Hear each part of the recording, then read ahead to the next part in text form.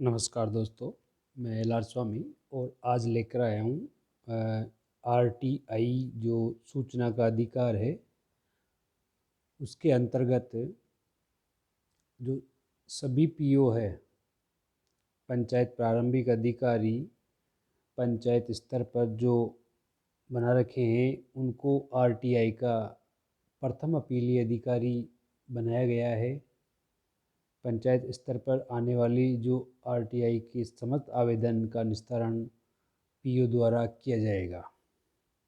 तो इस पर आज का वीडियो है। इसमें जो अपीलीय अधिकार क्या है और आवेदन प्राप्ति से संबंधित सूचना, शुल्क का जो विवरण है, समयावधि कितनी है, निस्तारण कैसे करना है, ऑनलाइन आवेदन आ रहे हैं तो उनकी जांच करना, अगर ऑफलाइन आवेदन है तो उनको ऑनलाइन कैसे करें, और आरटी से मुक्त सूचनाएं। आपसे कोई भी सूचना मांगी जाती है तो ऐसी सूचनाएं जो आपको लगे कि देनी चाहिए या नहीं देनी चाहिए या रोका जा सकता है, तो आरटीआई से मुक्त सूचनाएं जो नियम 8 या धारा 8 के अंतर्गत छूट से मुक्त है, वो कौन कौन सी है और सावधानियां क्या क्या हैं। जो पीओ स्तर के प्रभारी हैं वो वीडियो को पूरा देखें। आखिरी में जो दोनों पॉइंट है, आरटीआई से मुक्त सूचनाएं और सावधानियां, महत्वपूर्ण बिंदु है। इसके अलावा आप ऑनलाइन आवेदन जो अपना आरटीआई की आवेदन प्राप्त हो रहे हैं वो कैसे जांचें कि पीओ को कितने आवेदन प्राप्त हो रहे हैं, तो इस पर चर्चा कर रहे हैं। तो जो पहला बिंदु है हमारा अपीलीय अधिकार, ऊपर ही ऊपर देखिए, जो पहला बिंदु है अपीलीय अधिकार। तो क्योंकि अभी एक आदेश निकला है डीडी जो बीकानेर निदेशालय से कि प्रत्येक पंचायत जो प्रारंभिक शिक्षा अधिकारी है पीईओ, उनको प्रथम अपीलीय अधिकारी बनाया गया है। और उनके ऊपर द्वितीय अपील अधिकारी सीबीईओ है और उसके बाद सीडीओ कार्यालय है। तो अपीलीय अधिकारी जो प्रथम बनाया गया है पीईओ को, उनको प्रारंभिक शिक्षा और माध्यमिक शिक्षा दोनों का अपीलीय अधिकारी बनाया गया है। जब आप ऑनलाइन आवेदन की प्रक्रिया करते हैं तो वहाँ पर मांगा जाता है कि आप किस रूप में आप इसको रोल कर रहे हो, कौन सा रोल निभा रहे हो, प्रारंभिक शिक्षा का अपीलीय अधिकारी या माध्यमिक शिक्षा का अपीलीय अधिकारी। तो मैं आपको जब इस ऑनलाइन आवेदन जो ऑनलाइन निस्तारण करते हैं, जांच करते हैं, तब कैसे करते हैं तो वहाँ पर जो कैसे आएगा वो आपको बताने वाला हूँ। दूसरा है आवेदन प्राप्ति। आवेदन प्राप्ति में वर्तमान में ऑनलाइन सुविधा है, तो कोई भी व्यक्ति, ये ज़रूरी नहीं है कि वो आपके पंचायत क्षेत्र का ही हो, वो बाहर का भी हो सकता है, और कोई भी व्यक्ति आरटीआई के अंतर्गत, सूचना का अधिकार के अंतर्गत आपसे सूचना मांग सकता है। वो कहीं का भी हो सकता है, अन्य जिले का, अन्य राज्य का, कहीं का भी हो सकता है। वो आरटीआई के तहत आपसे सूचना मांग सकता है, आपकी पंचायत के अंतर्गत, आपके अंतर्गत आने वाली जो भी सूचनाएं वो। अब एक तो हो गया ऑनलाइन आवेदन, दूसरा है कि ऑफलाइन आवेदन भी कोई मांग सकता है। ऑफलाइन भरकर आपके भेज सकता है और आपसे सूचना मांग सकता है। ऑनलाइन आवेदन जो आएंगे वो आप ऑनलाइन पोर्टल पर देखेंगे। वो कैसे देखेंगे मैं भी आगे बताता हूँ आपको कि कहाँ से लॉगिन करना है और कैसे देखना है, कितने आवेदन आ गए, कब आए और किस किस का आया, किससे संबंधित आया। ऑफलाइन आवेदन आपके पास आते हैं तो आप उसी पोर्टल पर जिस पर आप देखते हो उस पर उस ऑफलाइन आवेदन को ऑनलाइन करके भर दें और निस्तारण उसी हिसाब से करें। आवेदन प्राप्ति के समय थोड़ा ये देख लें कि जो आवेदन करता है उसने आवेदन सही तरीके से किया है, हस्ताक्षर किए कि नहीं है, यदि कोई फर्म आवेदन कर रही है तो वो मोहर लगा रही है नहीं है, किस तारीख को आवेदन किया जा रहा है वो तारीख है या नहीं। कुछ आवेदन ऐसे भी है, मैंने पिछले साल देखे थे कि उसने डेट ही नहीं डाली आवेदनकर्ता ने, तो हम उस आवेदन को किस तारीख का माने, अनिश्चित है। तो वो चीज़ें देख लें आप, और ये भी देख लें कि वो उचित प्रारूप में है या नहीं। वैसे ऑनलाइन तो जो प्रारूप आएगा वो उचित आएगा, लेकिन ऑफलाइन वाला प्रारूप देख लें एक बार। अगला जो तीसरा बिंदु है हमारा, शुल्क विवरण। जो फीस होती है आरटीआई की, वो क्या है? वैसे तो अलग अलग राज्यों में अलग अलग है, 8 रुपये से लेकर उच्च 40-50 रुपये तक ऐसे फीस हो सकती है। हमारे राजस्थान में मिनिमम कम से कम 10 रुपये फीस होती है। प्रथम फीस जो होती है वो 10 रुपये होती है। कोई भी 10 रुपये का डीडी या जो भी है लगाकर आरटीआई का आवेदन कर सकता है। तो 10 रुपये की फ़ीस होती है। और कोई भी अपीलीय अधिकारी जिस समय उसके खाते में या उसको 10 रुपये प्राप्त हो जाता है, चाहे वो किसी भी रूप में हो, चेक के रूप में या एमओ के रूप में या ड्राफ्ट के रूप में, तो जिस दिन वो प्राप्त होते हैं उसी दिन से उसके आवेदन की तिथि मानी जाती है। भले आवेदन कभी भी किया हो, लेकिन शुल्क जमा होने की तिथि से ही आवेदन प्राप्ति का समय शुरू होता है, क्योंकि इसमें समयावधि रहती है आरटीआई में। तो इस चीज़ का विशेष ध्यान रखिए कि जिस दिन आपको पैसा प्राप्त होता है उसी दिन से आपका समय शुरू हो जाता है, और ये पैसा आपको राजकोष में जमा कराना होता है। ये ध्यान में रखिए, जितना भी आरटीआई का पैसा हो आपको राजकोष में जमा कराना पड़ता है। और यदि कुछ विशेष सूचनाएं मांगी जाती है मूल सूचना के अतिरिक्त ज़्यादा, तो उस पर नियमानुसार शुल्क में वृद्धि होती है, ज़्यादा लगता है। जैसे अतिरिक्त पृष्ठ मांगे जाते हैं तो 2 रुपये प्रति पृष्ठ के हिसाब से एक्स्ट्रा चार्ज लग सकता है।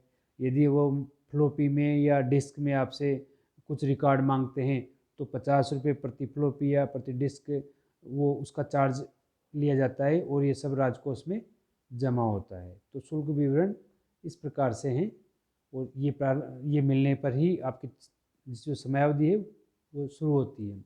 अब जो समयावधि क्या होती है, पीओ के पास जब आवेदन आता है और शुल्क जमा हो जाता है, उस दिन आवेदनकर्ता का समय शुरू हो जाता है।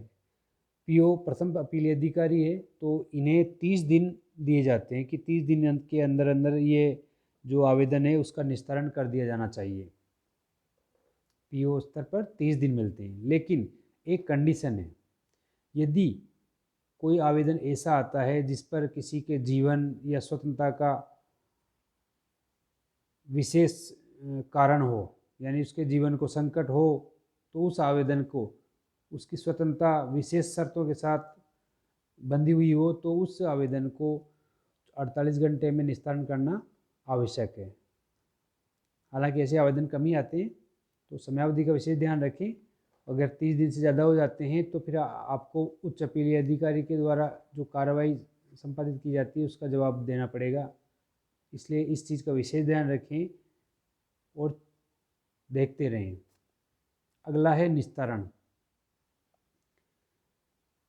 जब आप निस्तारण करते हो पीओ स्तर पर 30 दिन में और विशेष स्थिति में 48 घंटे में, तो 30 दिन में निस्तारण करते हैं तो किस क्या क्या देखते हैं आप उसको पूरा चेक कीजिएगा। वही हस्ताक्षर, मोहर, दिनांक वगैरह, पैसा प्राप्त हो गया है पूरा, उसने सही नियमानुसार भरा है या नहीं, और अपूर्ण तो हो तो खारिज कर दें, शुल्क नहीं है तो उसको अप्राप्त माने। और एक और चीज़ है कि आरटी से मुक्त है, यदि कोई ऐसा कारण है कि आरटी के नियमों 8 या धारा 8 के अनुसार उसे जवाब नहीं दिया जाए तो उसे जवाब कारण सहित भेजें कि हम इस कारण से आपको जवाब नहीं दे सकते, या हमारे इसका उल्लंघन होता है इसलिए आपको इसका जवाब नहीं दिया जा सकता। जवाब देना ज़रूर है, लेकिन उसमें कारण लिख दें कि हम इसलिए आपको ये सूचना उपलब्ध नहीं करा सकते। ऐसा नहीं है कि यदि आरटी से मुक्त है तो उसको ऐसे ही छोड़ दें, नहीं, उसको जवाब भेजना है। कभी कभी किसी कारण से कुछ भाग है जो नहीं दिखाए जा सकते, यानी कि कुछ ऐसी सूचनाएं होती है जिसमें कुछ सूचनाएं दिखाई नहीं जाती और कुछ दिखाई जा सकती है। तो जो दिखाई जा सकती है उन्हीं को जवाब दें और बाकी को नहीं दें, और कारण लिख दें कि आपको शेष सूचनाएं इस कारण से नहीं दिखाई जा सकती। तो निस्तारण करते समय इन चीज़ों का भी ध्यान रखें। अगला है ऑनलाइन जांच और ऑनलाइन कर आवेदन पूर्ण करना। ऑनलाइन जांच में है कि आपको जैसे एसएसओ आईडी पर सूचनाएं मिलेगी, और ऑफलाइन आती है तो उसको एसएसओ आईडी पर भरना है। तो इसके लिए मैं आपको बता देता हूँ कि आपको इसको ऑनलाइन जांच कैसे करनी है और कहाँ से इसको जांच करना है। तो इसके लिए आप सीधे आ जाइए एसएसओ आईडी पे। जो आरटीआई का है पीओ के अंदर, वो एसएसओ आईडी पे है, अर्थात जो पीओ है उसके जो एम्प्लॉय आईडी है उससे एसएसओ आईडी खोलेंगे, और जैसे ही एसएसओ आईडी खोलेंगे तो उस पर इसकी मैपिंग हो चुकी है, और उसके आधार पर तो यहाँ पर लॉगिन आईडी और पासवर्ड डाल के ओके करेंगे पीओ की, तो आपको इस प्रकार खुला मिलेगा। अब यहाँ पर देखिए, यहाँ पर तो ये आरटीआई का ये सिंबल आ रहा है, लेकिन आप पहली बार खोलेंगे तो ये आपको नज़र नहीं आएगा। तो आप चाहें तो इसको पूरा करके यहाँ से क्लिक कर दें, ये क्रॉस लग रहा है जहाँ, और यदि नहीं है तो ये नीचे सिटीजन का है, इसमें जाकर या दोनों में से किसी एक में जाकर ये अदर एक्टिव ऐप्स यहाँ क्लिक कीजिए, तो पूरे ऐप्स खुल जाएंगे, और वहाँ पर यह इस तरह का माइक नुमा, जहाँ एक व्यक्ति और उसका आवेदन है, आरटीआई लिखा हुआ है। तो ये देखिए इस तरह से, तो इस तरह का सिंबल आएगा, उसको ओके कर दीजिए, वो आपके इस पर नज़र आ जाएगा। तो जब ये ऐसे नज़र आ जाए तो आप यहाँ पर इसको क्लिक करेंगे। जैसे आप इसको क्लिक करेंगे तो इस प्रकार से एक डायलॉग बॉक्स खुलेगा, जिसमें ये पूछेगा कि आरटीआई आप सेकेंडरी एजुकेशन जो आपका विद्यालय का नाम है उसके रोल के रूप में कर रहे हो, या आरटीआई का जो एलिमेंट्री एजुकेशन के रोल के रूप में कर रहे हो। मतलब क्योंकि पीओ को दोनों अधिकार है, उसके अंतर्गत अधीनस्थ विद्यालय जो प्रारंभिक शिक्षा के आते हैं और माध्यमिक शिक्षा का उनका खुद का विद्यालय है, तो वो दोनों का रोल अदा करेंगे प्रथम अपीलीय अधिकारी के रूप में। तो इनमें से कोई जिसका भी आपको चेक करना या निस्तारण करना है उसका ओके कर दें, और यहाँ पर सबमिट का बटन है प्रोसेस का, वो दबा दें, तो ये आगे प्रोसेस करके इस प्रकार से आ जाएगा। ये आपके जो पोर्टल खुलेगा उसका बायां भाग है, ऊपर ही ऊपर यहाँ डैशबोर्ड है, प्रस्तुतिकरण है, ट्रांजैक्शन है, रिपोर्ट है, और इस प्रकार स्टैटिक्स वगैरह पहले इसमें आता है। यहाँ मैं इधर का साइड इसलिए दिखा रहा हूँ कि मैंने शुरू में आपसे कहा था कि दो तरह के आवेदन आएंगे। पहले आवेदन की जो कंडीशन होगी वो तो 30 दिन होगी, और दूसरे आवेदन की कंडीशन होगी 48 घंटे। तो ये जो साइज़ दिखाई जा रही है यहाँ देखिए, यहाँ पर साफ लिखा हुआ है, ये जीवन अथवा स्वतंत्रता संबंधी अधिसूचनाएं, और ऐसे आवेदन आते हैं, उनकी तिथि यहाँ पर दिखाई देती है। अर्थात आपने जो महत्वपूर्ण आवेदन है जीवन और स्वतंत्रता से जुड़े हुए, उनका निस्तारण किया नहीं किया, वो शीघ्र तक वाले आवेदन होते हैं, तो वो इस साइड में आते हैं, बाईं साइड में, और दाईं साइड में आएंगे 30 दिन वाले आवेदन, ऐसे के ऐसे ही दूसरी साइड में इधर जब हम पूरे पेज को देखेंगे। तो जैसे ये आ गया यहाँ, ये देखिए, ये सामान्य अधिसूचनाएं हैं जहाँ 30 दिन की अवधि होती है। तो जैसे ही कोई आवेदन करता है तो उसका समय यहाँ शुरू हो जाता है कि इतने आवेदनों को इतने दिन हो गए और वो चल रहे हैं। इसके बाद ये दोनों तरह के आवेदन हैं, और उसके बाद में आता है कि बीच का आपका जो डैशबोर्ड है वो इस प्रकार का होता है। यहाँ देखिए, ये डैशबोर्ड है ऊपर, ये जब आप डैशबोर्ड खोलते हैं तो यहाँ दिखाई देता है कि आज टुडे कितने आवेदन आए, तो आप यहाँ देख सकते हैं। यहाँ पर टुडे की कंडीशन ये देख सकते हैं कि pending for reply, reject, deposit of, pending for citizen. इसके हिसाब से ये आज के वीकली, मंथली, ईयरली और ऑल आवेदनों की यहाँ पर स्थिति देख सकते हैं कि आपके पास कोई आवेदन तो आया हुआ पेंडिंग पड़ा हुआ नहीं है, या किस कंडीशन में वर्तमान में है आवेदन, वो संख्या आप यहाँ देख सकते हैं। आवेदनों का जो विवरण देखने के लिए आपको बार बार जब खोलोगे तो ये डैशबोर्ड चेक करना है आपको, इस चीज़ का विशेष ध्यान रखें। फिर अगला है, आप जैसे यहाँ पर दूसरा टैब खोलते हो एप्लीकेशन सबमिशन, फिर अगला ट्रांजैक्शन का आएगा, फिर रिपोर्ट का आएगा, फिर स्टैटिक्स का आएगा। तो अगला जैसे हम खोलते हैं एप्लीकेशन सबमिशन, तो जैसे आपके पास कोई ऑफलाइन एप्लीकेशन आती है तो आप उसको यहाँ ऑनलाइन सबमिट करके उसको निस्तारित करोगे, क्योंकि कोई ऑनलाइन नहीं कर पाता है तो आप उसको फीड करके निस्तारित करोगे, ये ऑनलाइन उस पर सबमिशन पे जाते हैं तो वैसा है। और यदि आपको इसमें से जब सबमिशन करना है और यदि भरना है तो यहाँ पर देखिएगा जो निर्देशों को पढ़ें, यहाँ पर निर्देश दे रखे हैं, आप हिंदी इंग्लिश में कर सकते हैं। मैं आपको फिर बता देता हूँ, ये हिंदी लिखा हुआ है, इसको क्लिक करेंगे तो ये हिंदी में नज़र आएगा, यहाँ इंग्लिश है तो इंग्लिश में नज़र आएगा। तो इस प्रकार इस फॉर्म को भर के सबमिट कर दें और उसका निस्तारण कर दें। आगे एक है रिपोर्ट मेन्यू। जब आप रिपोर्ट देखते हैं तो किस किस प्रकार की रिपोर्ट आपको दिखेगी, अप्राप्त आवेदन, शुल्क का विवरण, ऐसे स्वीकृत आवेदन, निपटाए गए, इस प्रकार के जो आपके हैं वो आप पढ़ लें और किस प्रकार की रिपोर्ट आप देखना चाहते हैं उसको क्लिक करके देख सकते हैं। तो ये तो हो गए आपके ऑनलाइन, ऑफलाइन और SSO ID से RTI का देखना और भरना आवेदन।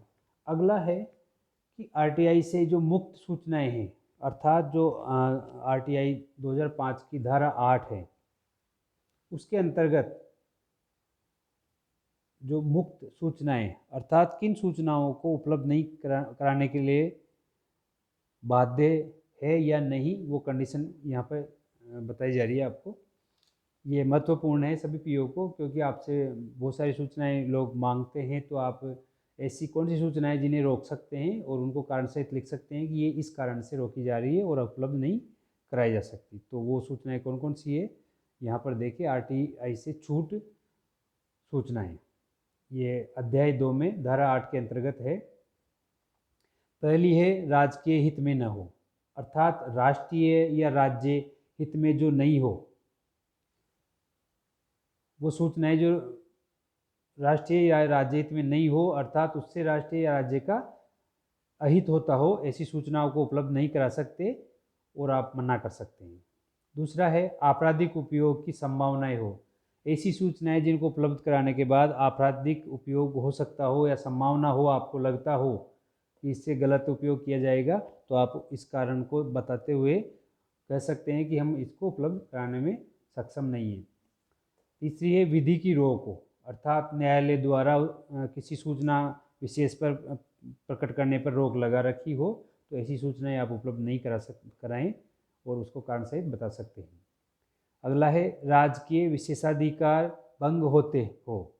देखिए चौथा, राजकीय विशेषाधिकार भंग होते हो, ऐसी सूचनाएं उपलब्ध कराने के लिए बाध्य नहीं है, अर्थात केंद्र या राज्य के जो विधानमंडल है उनके विशेषाधिकार अगर भंग होते हैं तो ऐसी सूचनाओं को आप उपलब्ध न कराएं। फिर है लोकहित को नुकसान होता हो, यदि लोकहित में नुकसानदायी हो, लोकहित को किसी सूचना विशेष से नुकसान होता है तो उसको आप उपलब्ध कराने के लिए बाध्य नहीं हो।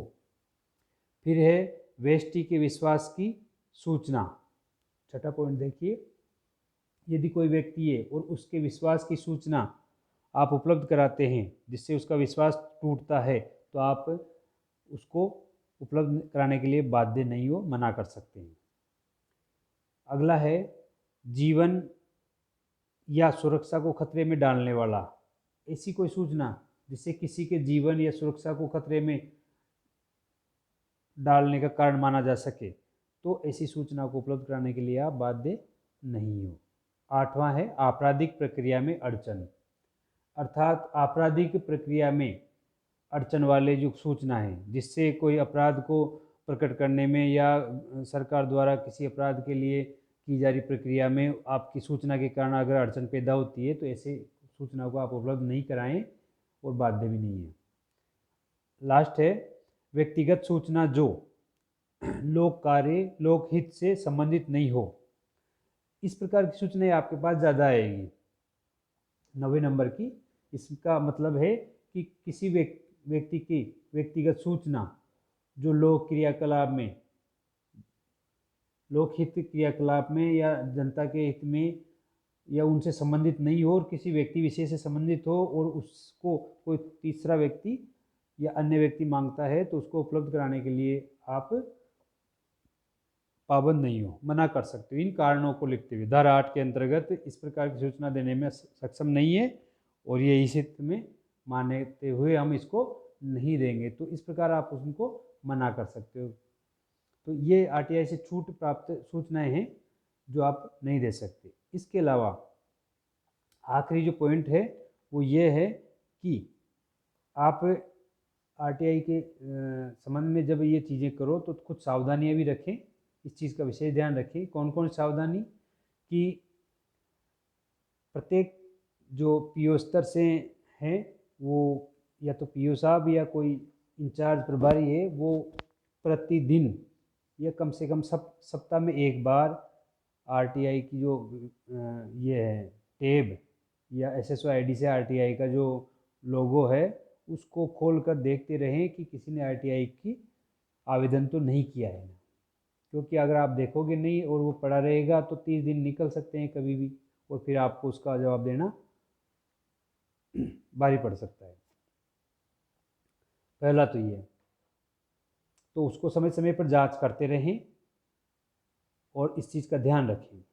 दूसरा है जीवन और स्वतंत्रता वाले आवेदन पहले निस्तारित करें। अगर कोई आवेदन है आपके पास 2-5 आवेदन है तो जीवन और स्वतंत्रता वाले आवेदन पहले निस्तारित करें। 48 घंटे की वो होती है, तो क्योंकि 48 घंटे की होती है तो अगर ऐसा कोई आवेदन करता है तो आपको तो नियमित चेक करना चाहिए। एक बार चेक करके देख लें कि ऐसा कोई आवेदन तो नहीं है ना जिसके कोई जीवन या स्वतंत्रता की खतरा पैदा हो रहा हो, तो उसको तो 48 घंटे में आपको क्लियर करना होता है, इसलिए उस चीज़ को देखते रहें।